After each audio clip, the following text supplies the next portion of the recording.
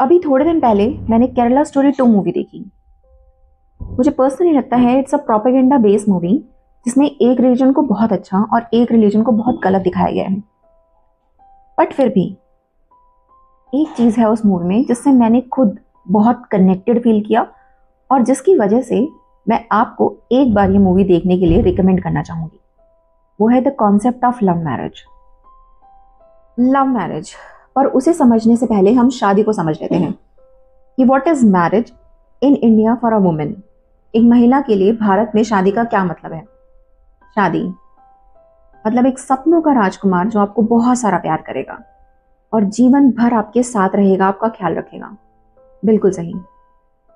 शादी से आपको एक लाइफ पार्टनर जरूर मिल जाता है और उसके साथ मिलता है उसका पूरा परिवार और उस परिवार की जिम्मेदारी, जिसे निभाते निभाते आपको बहुत सारे कॉम्प्रोमाइज, बहुत सारे सेक्रीफाइस और बहुत सारी एडजस्टमेंट्स करनी पड़ती हैं। एक सर्वे के मुताबिक अगर भारत में 100 महिलाओं को डिप्रेशन है तो उसमें से 61% महिलाएं, मतलब 61 वुमेन आर मैरिड, क्योंकि शादी इज अ बिग रिस्पॉन्सिबिलिटी। अब इस बात से कोई फर्क नहीं पड़ता कि आप पढ़ी लिखी हैं या अनपढ़, आपके बच्चे हैं या नहीं हैं, आप हाउसवाइफ हैं या वर्किंग वुमेन हैं। हर लड़की को शादी के बाद कुछ ना कुछ एडजस्टमेंट, कुछ ना कुछ कॉम्प्रोमाइज करने ही पड़ते हैं। ऐसा हो सकता है कि कुछ लड़कियां कम और कुछ लड़कियां ज्यादा कॉम्प्रोमाइज करती हैं और स्ट्रगल करती हैं। इन सारी बातों से मैं बस एक ही पॉइंट को क्लियर करना चाहती हूँ कि शादी is actually a very risky और unpredictable event for a women. तो अब हम बात करेंगे लव मैरिज की। प्यार प्यार तो अंधा होता है और प्यार में पड़ा इंसान अंधा, बहरा, मेंटली डिस्टर्ब, मेंटली अनफिट और पागल होता है। उसे कुछ भी समझाना बहुत मुश्किल है और नेक्स्ट टू इम्पॉसिबल है। बट फिर भी मैं एक बात जरूर कहना चाहूंगी कि अगर आपका पार्टनर आपके पेरेंट्स को नहीं पसंद तो आप उस शादी को एक सेकंड थॉट जरूर दें। और मैं ये बात आपको बहुत ही लॉजिकली 3 पॉइंट्स के साथ समझाने की कोशिश करूंगी।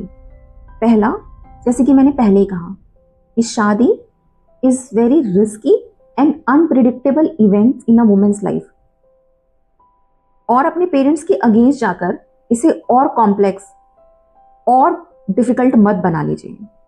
अगर आपके पेरेंट्स आपको कुछ समझाने की कोशिश कर रहे हैं तो उसे समझने की कोशिश कीजिए। दूसरा, भारत में शादी कोई बच्चों का खेल नहीं है।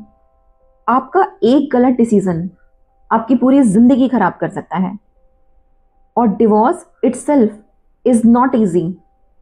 It's very painful and traumatic process. तीसरा, कहीं ना कहीं हमारे पेरेंट्स को भी ये बात समझ आ चुकी है कि हमें समझाना बहुत मुश्किल है, इसलिए वो आपको 2 बार समझाएंगे और फिर आपके गलत डिसीजन में आपके साथ खड़े हो जाएंगे। मेरा भाई हमेशा ही कहता है कि अगर मेरे बच्चे कुएं में झांक रहे होंगे तो मैं उन्हें ज़रूर बोलूँगा कि अगर नीचे गिर गए तो जान चली जाएगी।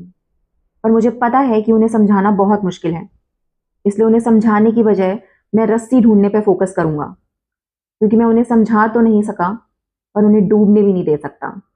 इन सारी बातों से मैं बस एक ही पॉइंट स्ट्रांगली बोलना चाहूँगी कि आप बिल्कुल आज़ाद हैं किसी से भी शादी करने के लिए, बट मेक श्योर कि आपकी लव मैरिज अगेंस्ट मैरिज ना हो। आप जिससे शादी कर रहे हैं वो इंटर कास्ट हो सकती है, इंटर कंट्री हो सकती है, इंटर रिलीजन भी हो सकती है, बट मेक श्योर कि आपके पेरेंट्स की, आपके माता पिता की 100% अनुमति और इजाजत हो उसमें। एक बात और शेयर करूंगी मैं आज आपके साथ। जैसा कि मैंने कहा था कि जो इंसान प्यार में होता है उसे समझाना बहुत मुश्किल है। मैंने भी इंटरकास्ट लव मैरिज करी थी अपने पेरेंट्स के अगेंस्ट जाकर, और उस एक गलती की वजह से मैं अपने जीवन में 10 साल पीछे हूँ। 3 साल मैंने सिर्फ अपने पेरेंट्स को मनाया कि मुझे इसी इंसान से शादी करनी है। फिर अगले 3 साल मैं और वो बंदा, हम दोनों स्ट्रगल ही करते रहे उस शादी को सही प्रूव करने के लिए। और अब मुझे 3 साल हो गए हैं डिवोर्स के लिए स्ट्रगल करते हुए। जरूरी नहीं कि जिंदगी का हर बैड एक्सपीरियंस खुद से लिया जाए और फिर सीखा जाए। कुछ चीजें आप लोगों की लाइफ एक्सपीरियंस से सीख सकते हैं और अपनी जिंदगी को बेहतर बना सकते हैं।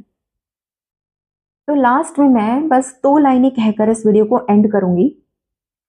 तो कहा है कि प्यार में पड़े इंसान को सब गलत लगते हैं, सिर्फ उसका प्रेम ही सही लगता है। पर सही हमेशा परिवार होता है। तो शुरुआत में प्यार और अंत में परिवार सबको अच्छे लगते हैं। बात बहुत छोटी है पर बहुत गहरी है।